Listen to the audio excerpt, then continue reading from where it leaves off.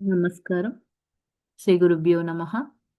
ఒక యోగి ఆత్మకథలో పరమహంస గారి యోగానంద గారి యొక్క జీవిత విశేషాల్లో గోబీ పువ్వు దొంగతనం వల్ల ఆయన నేర్చుకున్న పాఠాలు, అలాగే కొన్ని రేడియో తరంగాలు మన శరీరంలోని అణువు పరమాణువులతో పొలిచి అవి ఎలా ఉంటాయి? వాటి యొక్క భవిష్యత్ ఏంటి? అన్న విషయాలని నిన్న మనం తెలుసుకున్నామండి. ఎందుకు అంటే పరమహంస గారు అంతర్జ్ఞానం లేదా అంతఃస్ఫురణ. ఆ ఆత్మ చూపించే ముందు దారి ఇదంటండి. ఇది మన మనిషి మనసు ప్రశాంతంగా ఉన్న క్షణాల్లో అతనిలో సహజంగానే కనిపిస్తుందంట.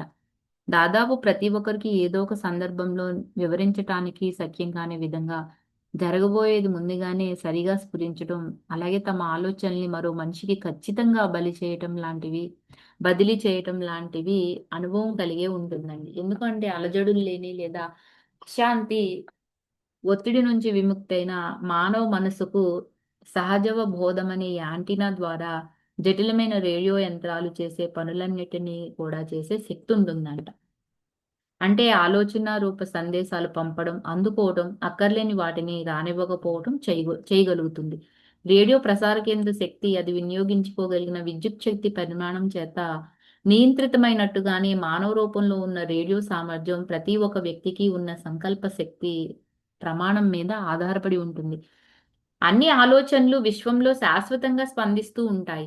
సిద్ధపురుషుడైన వాడు గాఢమైన ఏకాగ్రతతో బతికున్న వాడైనా, చనిపోయిన వాడైనా సరే, ఏ మనిషి ఆలోచనలైనా సరే పసిగట్టగలుగుతాడు. ఆలోచనలన్నీ వైయక్తికంగా కాక విశ్వవ్యాప్తంగా వేరుంటాయండి. సత్యాన్ని దర్శించడమే కానీ సృష్టించడం ఎవరికీ శక్యం కాదు.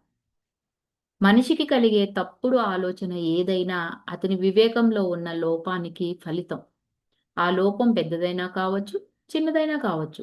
కానీ అంతర్వాణి ఇచ్చే అమోఘమైన సలహా విరూపం చెందకుండా వినగలిగేటందుకు మనస్సును శాంతపరచడమే యోగ శాస్త్ర లక్ష్యమండి.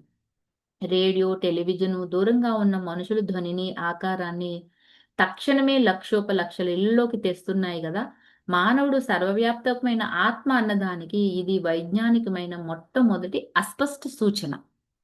అహంకారం మనిషిని బానిసని చేసుకోవటానికి అత్యంత పాశవిక పద్ధతుల్లో కుట్ర పన్నుతూ ఉన్నప్పటికీ కూడా అతడు ప్రధానంగా సర్వవ్యాప్తకమైన ఆత్మే కానీ ఎక్కడో ఒక చోటికి కట్టుబడ్డ శరీరం మాత్రం కాదండి.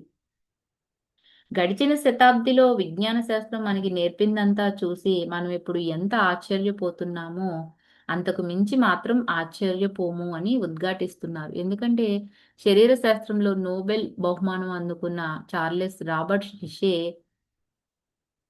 మన ఈనాడు ఆశ్చర్యపడకుండా అంగీకరించే దృగ్విషయాలు మనలో ఆశ్చర్యం రేకెత్తించకపోవటానికి కారణం అవి మనకి అర్థమై ఉండటమేనని భావించడం జరిగిందంట. కానీ అసలు సంగతి ఇది కానే కాదంటారు. ఎందుకంటే మనకు ఆశ్చర్యం కలిగించకపోవటానికి కారణం అవి మనకి అర్థమై ఉండటం కాదు. అవి మనకి పరిచితమై ఉండకపోవటం. అలా కాకపోతే మనకి అర్థం కానిదల్లా ఆశ్చర్యం కలిగించాలంటే ప్రతీదీ ఆశ్చర్యమే కలిగించాలి అంటారు.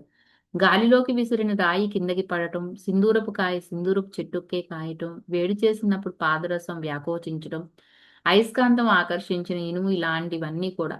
ఎందుకంటే ఈనాడు విజ్ఞాన శాస్త్రం అండి చాలా తేలికైన విషయం. మన సంతతి వాళ్ళు కనుక్కోబోయే అత్యద్భుత సత్యాలు ఇప్పుడు కూడా మన చుట్టూనే ఉన్నాయి. మన కళ్ళలోకి తెరిపారి చూస్తున్నాయని చెప్పొచ్చు. కానీ మనం వాటిని చూడం.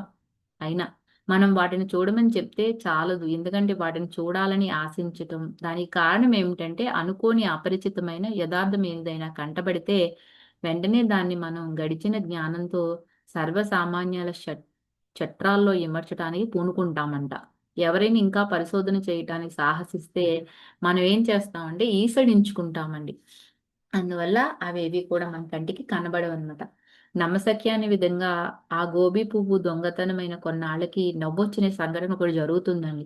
కావలసిన కిరసనాయిల దీపం ఒకటి కనిపించదు. అంతకుముందే గురుదేవులు సర్వజ్ఞ, అలాగే యోగ దృష్టిని ప్రత్యక్షంగా చూసిన పరమహంస గారు ఆ తర్వాత ఆ దీపాన్ని కనిపెట్టడం చిన్న పిల్లల అటక కింద ఆయన చూపిస్తారని అనుకున్నారంట.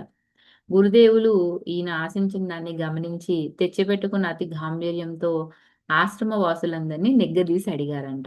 శిష్యుల్లో ఒక కుర్రవాడు దొడ్లో నూతి దగ్గరికి వెళ్ళడానికి దీపం తీసుకువెళ్ళానని చెప్తాడండి. ఫ్రెండ్స్, మిగతాది రేపు తెలుసుకుందామండి. Thank you for watching.